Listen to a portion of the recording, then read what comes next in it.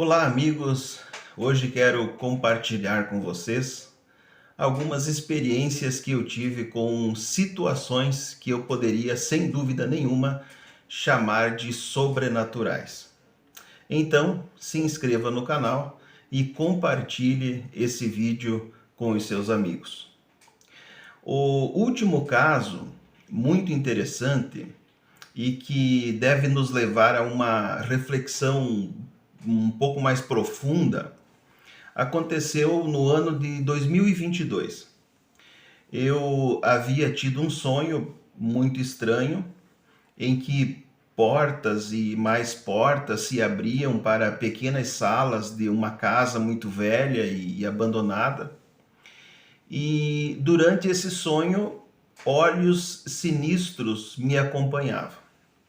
Como eu sempre fui um tanto cético, não levei muito a sério. Foi apenas mais um sonho.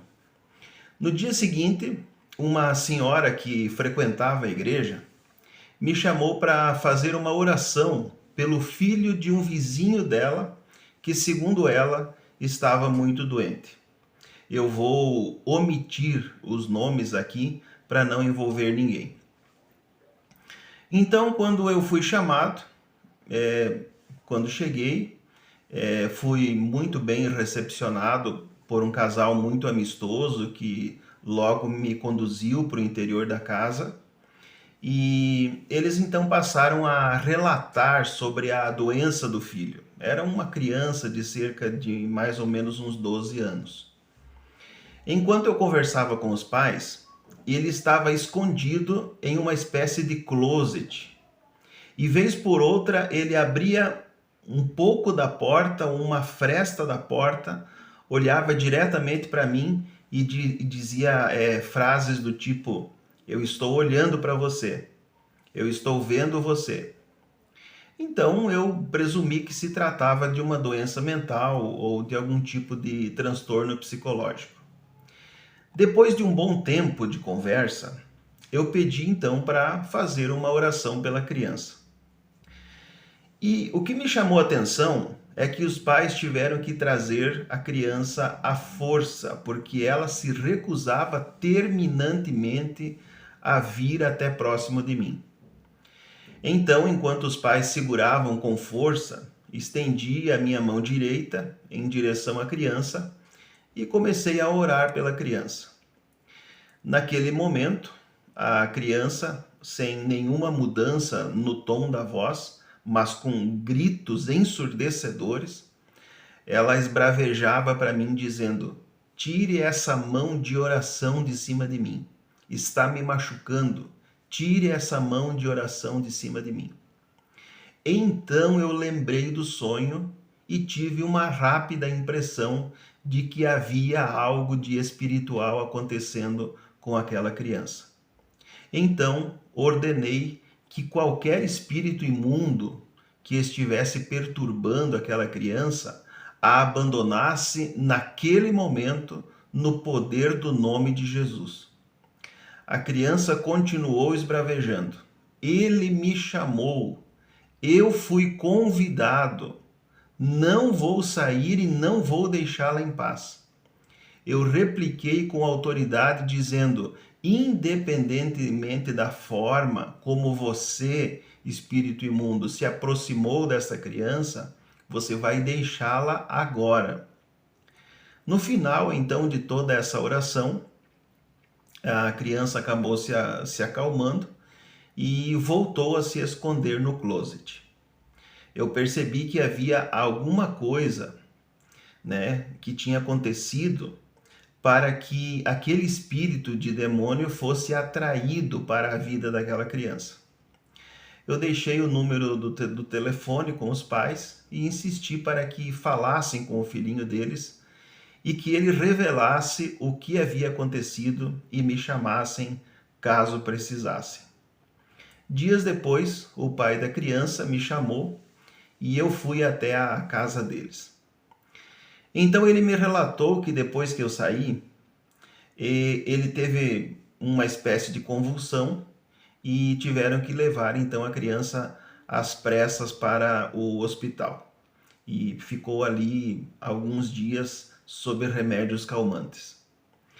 Naquele dia em específico que ele tinha me chamado, no caso do pai daquela criança, a criança daria alta hospitalar.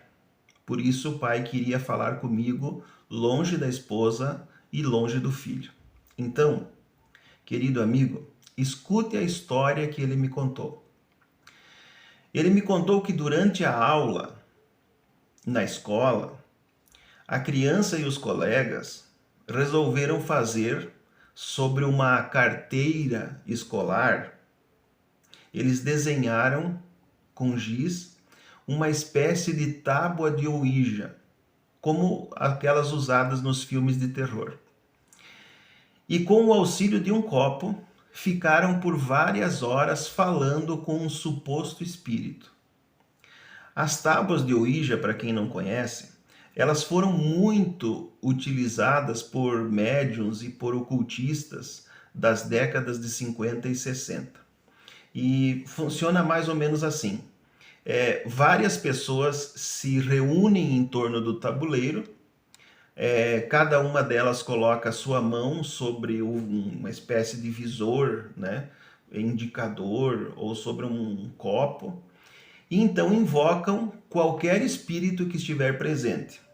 Então, supostamente, o espírito moveria aquele visor ou o copo sobre as letras e números, formando a partir disso palavras, respondendo perguntas e assim por diante. Bem, depois que a criança jogou com os amigos e obtiveram várias respostas, ele começou a ser perturbado por uma entidade que lhe ameaçava, principalmente entre o pôr e o nascer do sol, depois que o sol se punha e antes de o sol nascer. Então ele e outro colega descobriram em um site na internet que deveriam invocar esse espírito sobre um boneco e enterrá-lo no cemitério. O pai me relatou que ele pegou um boneco de pelúcia, um coelho, e fizeram um ritual de invocação desse espírito, né, que já havia sido invocado na tábua de Ouija improvisada na carteira escolar. E levaram o tal boneco ao cemitério e o enterraram. Mas sem nenhuma explicação, o boneco teria voltado sozinho para casa no mesmo dia, o que aumentou ainda mais as perturbações da criança. Eu ainda perguntei para o pai, me perdoem porque eu sou um tanto cético sobre essas coisas, então eu ainda perguntei para o pai daquela criança se talvez o coleguinha, querendo assustar, tivesse levado o boneco de volta para casa do seu amigo. Aí o pai até disse para mim, olha, pastor, pode até ser possível, mas o boneco ficou velho. Ele ganhou o boneco do padrinho dele no aniversário e o boneco ficou velho de uma hora para outra. E de fato o pano que era feito o boneco assim se espedaçava apenas pelo toque, né? Então o pai da criança me entregou o boneco. Mais tarde eu o queimei, ordenando no nome de Jesus, o nome que está sobre todos os nomes, que aquele espírito imundo deixasse em paz aquela família, e tudo voltou ao normal. Eu os visitei diversas vezes e estavam felizes, sem nenhum tipo de perturbação. Por isso, meu querido amigo, tome muito cuidado quando for lidar com o ocultismo. Esse é um terreno muito perigoso, que nos faz alvos fáceis, presas fáceis. Gabriele Amorth dizia que usar um tabuleiro Ouija é como abrir a porta da sua casa e convidar qualquer um para entrar. E olha que o padre Gabriele Amorth foi um exorcista durante toda a sua vida e fez cerca de 100.000 exorcismos.